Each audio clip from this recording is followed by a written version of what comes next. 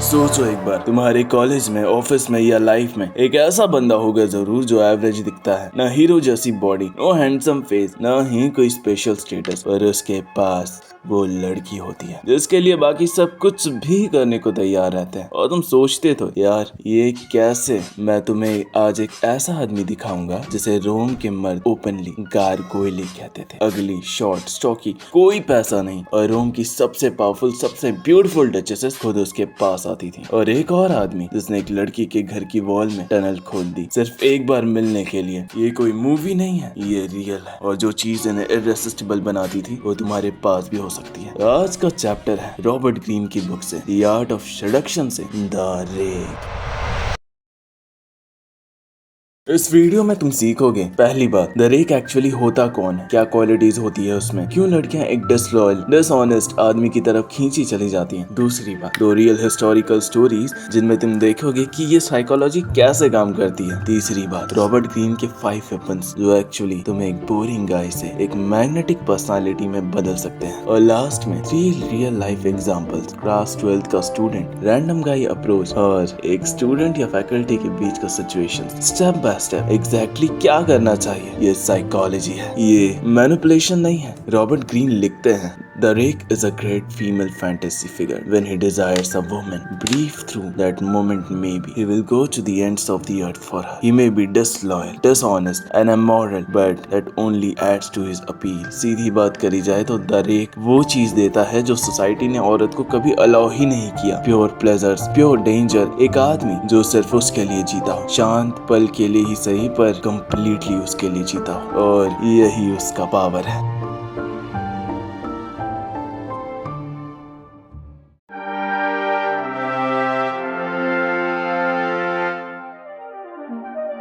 अब वो आदमी, गैब्रियल दे एनोंसियो, 1880s रोम। शॉर्ट था, स्टकी था, डार्क स्प्लॉची स्किन था, बल्जिंग आईज थी। रोम के मर्द उसे ओपनली गारगोयले कहते थे और इसलिए हैप्पीली अपनी वाइफ्स और डॉटर्स को उसके पास जाने देते थे। सोचते थे कि इनके साथ वो सेफ रहेगी, लेकिन वो गलत थे। कुछ ही टाइम में वो वाइफ्स उनके बारे में बात करने लगी। कैसे? जैसे ही वो किसी औरत के साथ अकेला होता उसका मैनर चेंज हो जाता, और पहली चीज जो औरत नोटिस करती उसकी आवाज। पर आवाज से भी ज्यादा वो क्या कहता था, हर औरत की वीकनेस जानता था। किसी को कहता था तुम नेचर की गॉडेस हो, किसी को तुम एक इनकम्पेरेबल आर्टिस्ट हो जिसे दुनिया ने अभी डिस्कवर नहीं किया, किसी को तुम किसी नोवेल की रोमांटिक फिगर लगते हो। रात को वो उसके वर्ड सोचती रहती, क्या कहता वो याद नहीं रहता पर फीलिंग्स याद रहती। अगले दिन एक पोएम आता स्पेसिफिकली उसके लिए लिखा हुआ। सच में ग्रीन बताता है, in fact he wrote dozens of very similar poems, slightly tailoring each one for its intended victim. सोचो अगर तुम उन औरतों की जगह होते, एक आदमी जो तुम्हें जेन्युइनली ऑब्जर्व करे, जो तुमसे तुम्हारे बारे में बात करे, जो एक पोएम लिखे सिर्फ तुम्हारे लिए, तुम क्या सोचते हो उसके बारे में? वो सोचती थी ये आदमी स्पेशल है, लेकिन वो गलत थी, ये कैलकुलेटेड था। पर फीलिंग्स, ये जो सारी फीलिंग्स थी वो रियल थी। यही रे का डिमोनिक वेपन है। 52 साल की उम्र में द एनोंसियो आर्मी ज्वाइन करी, फ्लाइंग सीखी, डेंजरस मिशंस लीड किए, वर्ल्ड वॉल्ड करी, इटली की सबसे डेकोरेटेड हीरो बन गया। फिर पॉलिटिक्स में आया, बालकनी से स्पीचेस बिना माइक्रोफोन्स के थाउजेंड्स को स्पेल बाउंड करता था। अमेरिकन राइटर वॉकर स्टार्की ने इसके लिए लिखा, little bye little I began to sink under the fascination of the voice. Never a hurried, jerky gesture, he played upon the emotions of the crowd as a supreme violinist does upon a Stradivarius.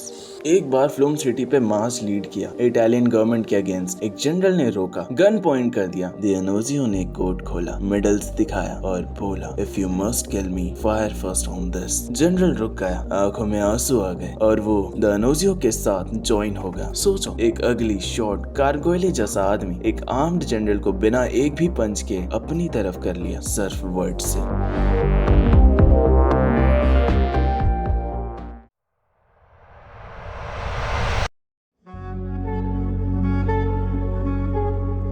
The the devil of Paris. 1710 France. साल है जब पूरा Paris bore था। King Louis 16 का court gloomy, suppressed, lifeless, सब एक जैसे, सब सेफ, सब प्रेडिक्टेबल। इसी माहौल में आया एक 15 साल का लड़का जिसका नाम था फ्रांस। हैंडसम, चार्मिंग और बिल्कुल किसी की परवाह नहीं। कोर्ट की लेडीज उसे टॉय की तरह ट्रीट करती थी, पर वो सीधा उनके लिप्स पे किस कर देता था। हाथ भटक जाता था, इतने इनएक्सपीरियंस लड़के के लिए बहुत ज्यादा। जब उसने एक डचेस के साथ हद पार ही कर दी तो किंग फ्यूरियस हो गया, उसे जेल भेज दिया सबक सिखाने के लिए। पर क्या हुआ, कोर्ट की लेडीज ने मिलकर डिमांड की, उसको वापस लाओ अभी। उन्हें उसकी एब्सेंस बर्दाश्त नहीं हो रही थी। कुछ साल बाद एक यंग लड़की मैरे मोइसले दे वेलोइस पेरिस के पार्क में थी। उसके स्ट्रिक्ट बाप ने एक बोरिंग सरफेस ओल्डर वुमन उसकी 24/7 गार्ड पे लगाई थी। कोई सेड्यूसर पास ना आए इसीलिए। पार्क में एक आदमी ने दे वेलोइस को देखा और ऐसा लुक दिया कि उसके दिल की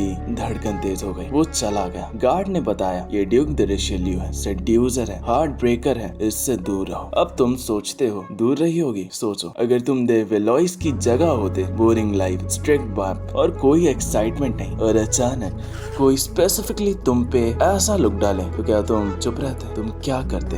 कुछ दिन बाद दूसरे पार्क में रिशेल्यू फिर मिला, बेगर की डिस्गाइज में, पर आंखों में वही लुक। ग्रीन लिखते हैं, फिर ब्यूटीफुल रिटन नोट्स आने लगे। अनकंट्रोलेबल डिजायर एक्सप्रेस करते हुए द वेलोइस टिमिडली रिस्पॉन्ड करती थी। जल्द ही वो नोट्स ही उसकी जिंदगी बन गए। एक रात गार्ड बाहर बैठ के नाइटिंग कर रही थी। द वेलोइस अपनी बुक पढ़ रही थी। उसने देखा उसकी चैम्बर मेड एनलिक नाइट क्लोथ्स लेकर जा रही है, पर चैम्बर मेड ने मुड़ा और मुस्कुराया। वो चैम्बर मेड नहीं थी, रिशेल्यू था, मेड की ड्रेस में। द वेलोइस का दिल डूब गया, पर चुप रही। अगर बोलती तो सब खत्म हो जाता। वो कमरे में गई उसे बाहर करने, पर जब उसने रीजन करना चाहा, रिशेल्यू ने वो लुक फिर से दिया। आर्म्स उसके राउंड। ग्रीन्स लिखते हैं, his impetuous word, his careless, the danger of it all. Her head was whirling, she was lost. वो हार गई। बाहर गार्ड नाइटिंग कर रही थी। सोचो अगर तुम द वेलोइस होते, एक आदमी तुम्हारी गार्ड के साथ कमरे में घुस आया, डेंजर है, रिस्क है, तुम उसे बाहर करने गए, पर उसने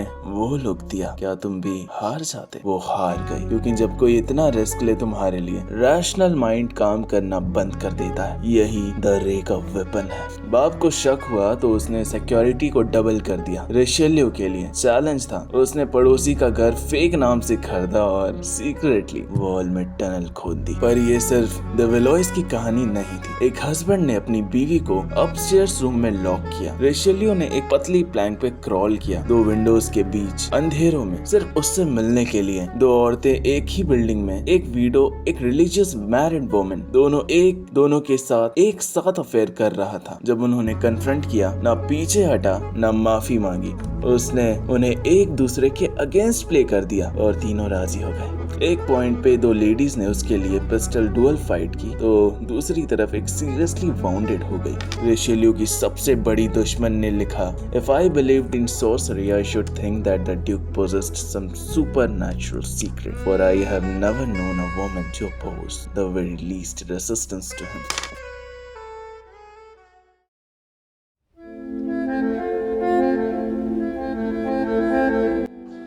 पहला वेपन, जेन्युइन डिजायर दिखाओ।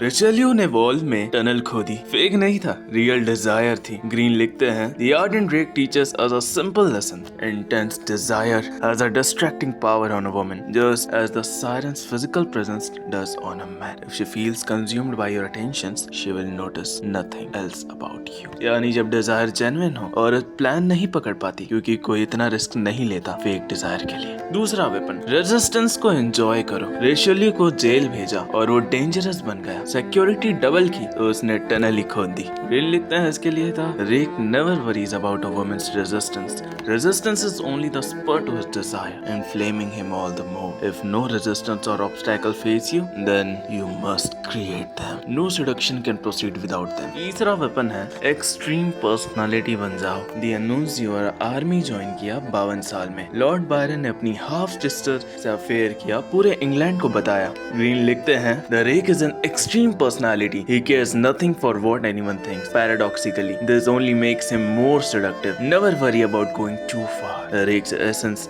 is that he goes further than anyone else. चौथा वेपन, वर्ड्स को वेपन बनाओ। The Annuncior गारगोइले था, पर उसकी आवाज और वर्ड से सब जीत जाता था। इसके लिए ग्रीन लिखते हैं, words are a woman's weakness and the rake is a master of seductive language. The rake's use of language is demonic. It is designed not to communicate or convey information, but to persuade, flatter, stir emotional turmoil. और यहाँ तक कि French actress Simone ने लिखा है कि for my sex is susceptible to words bewitched by them, longing to be dominated by them. Content matter नहीं करता दोस्त, फील मैटर करता है। 5वां वेपन, रेपुटेशन बिल्ड करो, अपोलोजाइज बिल्कुल मत करो। रिशेल्यू ने अपने किस्से पब्लिकली सेलिब्रेट किए, वो रेपुटेशन ही उसकी मार्केटिंग थी। इसके लिए ग्रीन ने लिखा है, do not leave your reputation to chance or gossip, it is your life's art work and you must craft it, own it and display it with the care of an artist. Never downplay your bad name, embrace it, enhance it.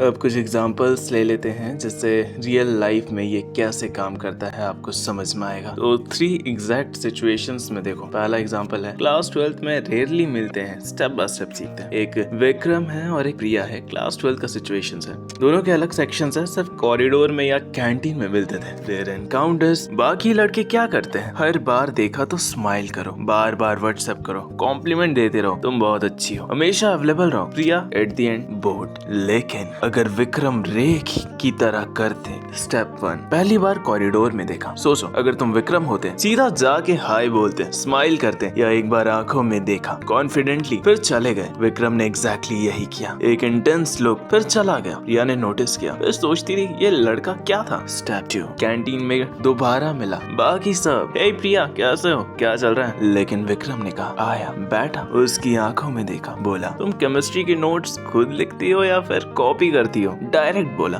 Unexpected, थोड़ा टीजिंग। प्रिया हंसी और ये कुछ अलग लगा। सोचो अगर तुम प्रिया होते, हे कैसे हो, और एक, तुम नोट्स खुद लिखती हो, कौन सा याद रहता। स्टेप 3, व्हाट्सएप मैसेज आया प्रिया का, नोट शेयर कर सकते हो। विक्रम ने 4 घंटे बाद रिप्लाई किया, कौन सा चैप्टर की, शॉर्ट, नो एक्स्ट्रा एफर्ट। प्रिया ने फिर मैसेज किया, विक्रम ने फिर लेट रिप्लाई किया। प्रिया सोचने लगी ये इतना बिजी क्यों रहता है, क्यूरियोसिटी बन गई। स्टेप 4, स्कूल फंक्शन में एक बार सब साथ थे, विक्रम ने उसे नोटिस किया, बोला, तुम गए इवेंट में नहीं जाती वैसे, तो आज कैसे आना हुआ। तो प्रिया ने कहा, तूने नोटिस किया है। ये स्पेसिफिक ऑब्जर्वेशन है जो विक्रम ने नोटिस किया था। विक्रम, हाँ इंटरेस्टिंग लगती हो तुम, फिर चला गया। कोई एक्सप्लेनेशन नहीं, कोई फॉलो अप नहीं। प्रिया रात भर सोचती रही। यहाँ ग्रीन का वेपन काम आया है, जेन्युइन डिजायर, रेजिस्टेंस क्रिएट करना और specific observation plus extreme personality. ये काफी सिंपल एग्जांपल था, लेकिन अगर बात ये आए कि अगर आपको लेट रिप्लाई करना है तो आपको जायज में बिजी होना होगा। ये फेक रिएक्शंस या फेक पर्सनालिटी ज्यादा दिन तक नहीं टिकता है। एग्जाम्पल 2, रैंडम गाय या रैंडम अप्रोच। अर्जुन मॉल में है,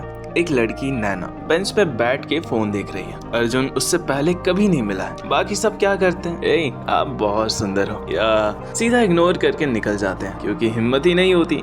अगर अर्जुन रेक की तरह करे तो क्या होगा, तो पहला होगा अप्रोच। Step 1, approach. सोचो अगर तुम अर्जुन होते, सीधा कॉम्प्लीमेंट देते या कुछ अलग करते। अर्जुन आया, पास बैठा, बोला, तुम जो कवर लिसन कर रही हो वो ओरिजिनल से बेटर है। नैना ने हेडफोन्स निकाले, तूने सुना। अर्जुन ने कहा, हाँ एकॉस्टिक वर्जन ज्यादा रॉ लगता है। कोई तुम सुंदर हो नहीं, उसकी वर्ड में घुसा, उसकी एक्टिविटी को कमेंट किया। अब आता है स्टेप 2, कन्वर्सेशन। नाना क्यूरियस हो गई, बात चली, म्यूजिक की, ट्रेवल की, रैंडम चीजें की। अर्जुन पूरी तरह प्रेजेंट था, फोन नहीं देखा, डिस्ट्रैक्टेड नहीं हुआ, सिर्फ उसकी आंखों में देख के बात की। सोचो अगर तुम नैना होते, कितने लोग जेन्युइनली सुनते। ये अलग था और ये अलग लगा भी। स्टेप 3, जाना। 20 मिनट के बाद अर्जुन उठा, बोला चलना चाहिए अब। नाना, ओके। अर्जुन, वो बैंड का एक और कवर है, सुन लेना। फिर चला गया। नंबर नहीं मांगा, इंस्टाग्राम नहीं मांगा। नाना ने खुद पूछा, वेट इंस्टाग्राम। ग्रीन का वेपन यहाँ काम आया। उसकी वर्ल्ड में घुसो, पूरी तरह प्रेजेंट रहो, पहले तुम जाओ। एग्जाम्पल थर्ड है स्टूडेंट और फैकल्टी के बीच। ये थोड़ा कॉम्प्लेक्स सिचुएशन है और ये प्रोफेशनल है, तो मैं आपको यही सजेस्ट करूंगा कि इसमें मैं ज़्यादा डीपली आपको नहीं बता पाऊंगा। ये सिर्फ साइकोलॉजिकल डायनेमिक समझने के लिए है। रियल लाइफ में प्रोफेशनल बाउंड्रीज जरूर होनी चाहिए। राहुल और मिस शर्मा की कहानी। राहुल कॉलेज स्टूडेंट है और miss Sharma young faculty member है। बाकी स्टूडेंट्स क्या करते हैं, ज्यादा हेल्पफुल बनते हैं, हर डाउट में मिलने जाते हैं, मैम बहुत अच्छा पढ़ाती हैं, कहते हैं मिस शर्मा बोर्ड, सब एक जैसे लगते हैं। लेकिन अगर राहुल रेक की तरह सोचे तो स्टेफन क्लास में जब सब अग्री कर रहे थे प्रोफेसर की बात से, राहुल ने हाथ उठाया, मैम लेकिन इस कंसेप्ट का प्रैक्टिकल एप्लीकेशन तो अलग रिजल्ट देता है, क्या ये थ्योरी आउटडेटेड नहीं है? रिस्पेक्टफुल पर कॉन्फिडेंट डिसएग्रीमेंट। मिस शर्मा रुकी, इंटरेस्टिंग पॉइंट है, एक्सप्लेन करो। सब एक जैसे थे लेकिन राहुल अलग था। Step 2 after class. Miss Sharma ने खुद रोका, तुम्हारा पॉइंट इंटरेस्टिंग था, कहाँ से पढ़ा ये? राहुल, एक रिसर्च पेपर था, शेयर करोगे आपको? Short, no extra eagerness, simple. Step 3 next week. Rahul ने एक रेलेवेंट आर्टिकल भेजा, सिर्फ एक लाइन के साथ, आपके पॉइंट से कनेक्टेड लगा, कोई लॉन्ग मैसेज नहीं, कोई hope you are doing well नहीं, direct specific relevant. Miss Sharma ने रिप्लाई किया और खुद ज्यादा बात की, ग्रीन के वेपन यहाँ चैलेंज करो, स्पेसिफिक रहो, ईगरनेस मत दिखाओ। तो क्या सीखा आज? रेक लुक से नहीं बनता, रेक बनता है जेन्युइन डिजायर से, जो रिस्क लेने पे मजबूर करे, रेजिस्टेंस से, जो और एक्साइट करे, रुके नहीं, एक्सट्रीम पर्सनालिटी से, जो प्रेडिक्टेबल ना हो, वर्ड से, जो फील कराए, इन्फॉर्म ना कराए, रेप्यूटेशन से, जो अपने आप खींचे। रॉबर्ट ग्रीन लिखते हैं, always remember if you are to play the rake you must convey a sense of risk and darkness, suggesting you victim that she is participating in something rare and thrilling, a chance to play out her own rakish desires. और सबसे important बात, ये game सिर्फ attraction का नहीं है, ये psychology है, और साइकोलॉजी समझना दोनों तरफ काम आता है। एक सवाल है आपसे, अगर कोई आदमी तुमसे पहली बार मिले और 1 घंटे में तुम्हारे अंदर की वो चीजें देख ले जो तुम कभी किसी को नहीं बताए और एग्जैक्टली वही बन जाए जो तुम हमेशा चाहते हो, क्या तुम रोक पाते खुद को? अगली वीडियो, द आइडियल लवर, कासानोवा।